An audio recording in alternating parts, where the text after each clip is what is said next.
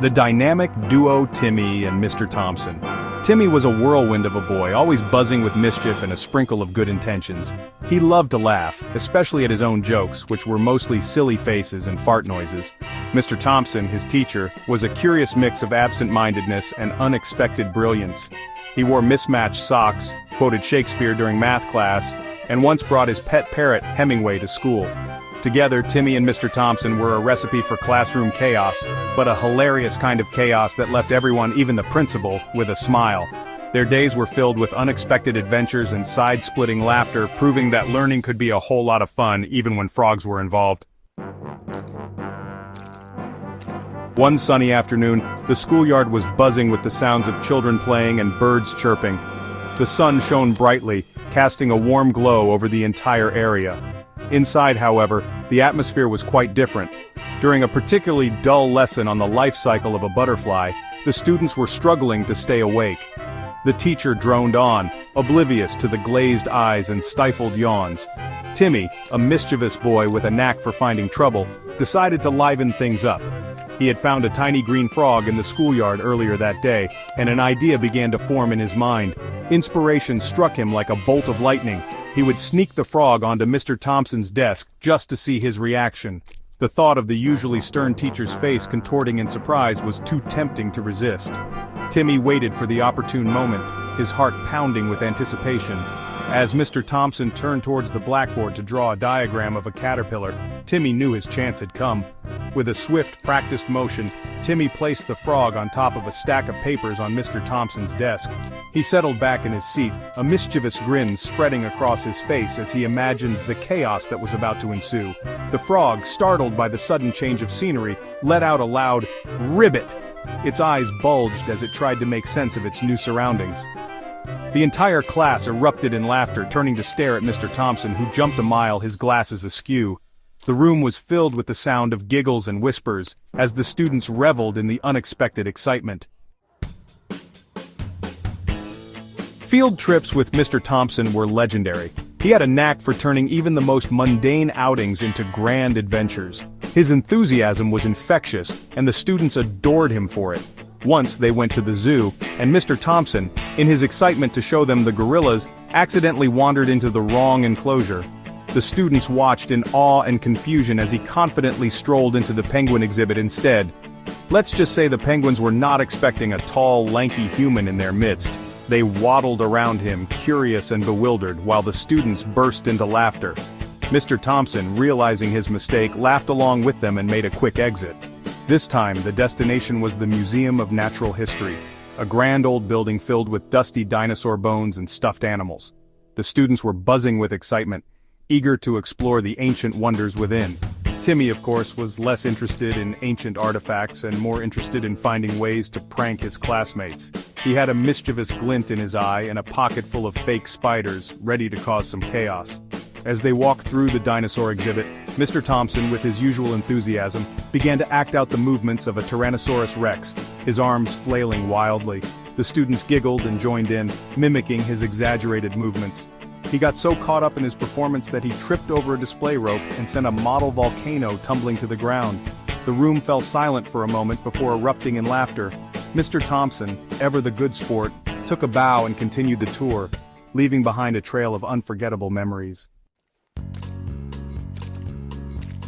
Despite the chaos Timmy often caused, Mr. Thompson had a soft spot for the mischievous boy.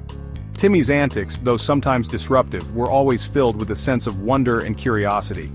Mr. Thompson couldn't help but see a bit of his younger self in Timmy, a boy with an insatiable thirst for knowledge and a knack for getting into trouble. He saw a spark of curiosity and a thirst for adventure in Timmy's eyes, qualities he admired. Timmy's fascination with the world around him was evident in the way he would spend hours examining insects or trying to understand how things worked. It was this very curiosity that often led him into mischief, but Mr. Thompson saw it as a sign of a brilliant mind at work. He knew that beneath the pranks and jokes, there was a kind heart and a sharp mind. Timmy's sense of humor and playful nature were just a part of his charm. Mr. Thompson believed that with the right guidance, Timmy could channel his energy and creativity into something truly remarkable. One day, after Timmy had spent an afternoon in detention for accidentally setting off the fire alarm, He had been trying to make popcorn using a magnifying glass in sunlight. Mr. Thompson found him sitting alone in the classroom, a rare sight for the usually boisterous boy. Timmy's usual spark seemed dimmed, and Mr. Thompson could see the weight of the day's events on his young shoulders. "Rough day, Thompson?" Mr. Thompson asked gently, taking a seat beside him. He knew that Timmy needed someone to talk to, someone who understood him. Mr. Thompson had always tried to be that person for his students, especially for those like Timmy who needed a bit more patience and understanding. Timmy nodded, picking at a loose thread on his sleeve. He didn't say much, but his silence spoke volumes.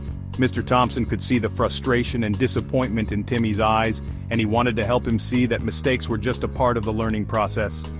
"You know," Mr. Thompson continued, "some of the greatest minds in history were known for their mischievous streaks." He hoped that by sharing this, Timmy would understand that his curiosity and creativity were strengths, not weaknesses. With a reassuring smile, Mr. Thompson reminded Timmy that every great adventure begins with a bit of mischief.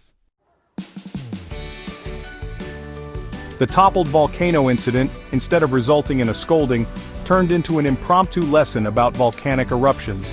Mr. Thompson, ever the optimist, gathered the students around the shattered model and launched into a passionate explanation of tectonic plates, magma chambers, and the explosive power of nature. He used crushed cookies to represent rocks, soda for lava, and even managed to rig a small explosion using baking soda and vinegar, much to the delight of the students. Timmy, for once, was completely captivated, his eyes wide with wonder. From that day forward, Timmy's pranks took on a more scientific bent. He started experimenting with homemade slime, building potato batteries, and even attempted to create a miniature ecosystem in a fish tank. It didn't end well for the goldfish. Mr. Thompson, despite his eccentricities, had a knack for nurturing the curiosity and imagination of his students. He taught them to embrace their individuality, to never stop asking questions, and to always find humor, even in the most unexpected places. He once told Timmy, "The world needs more mischief makers, Thompson, but the kind who use their powers for good, the kind who make people laugh, who challenge the status quo, and who never ever stop dreaming." Timmy took these words to heart, and while he never quite outgrew his mischievous streak, he channeled his energy into more creative and less disruptive pursuits. He joined the school's drama club, discovered a passion for writing funny stories, and even started his own science club, where explosions were encouraged. Under strict adult supervision, of course. The school year flew by in a flurry of laughter, learning, and the occasional mishap. On the last day of school, as the final bell rang, Timmy lingered behind, watching his classmates rush out of the classroom. He walked up to Mr. Thompson's desk, a wave of bittersweet emotion washing over him. "So, Thompson," Mr. Thompson said, a twinkle in his eye, "what grand plans do you have for the summer?" Timmy shrugged, a mischievous grin spreading across his face. "I thought I might try to invent a self-inflating banana," he replied. Mr. Thompson threw back his head and laughed, a sound that echoed through the empty classroom. "Ah, Thompson," he said, shaking his head in amusement, "you never cease to amaze me. Just promise me you'll wear safety goggles this time."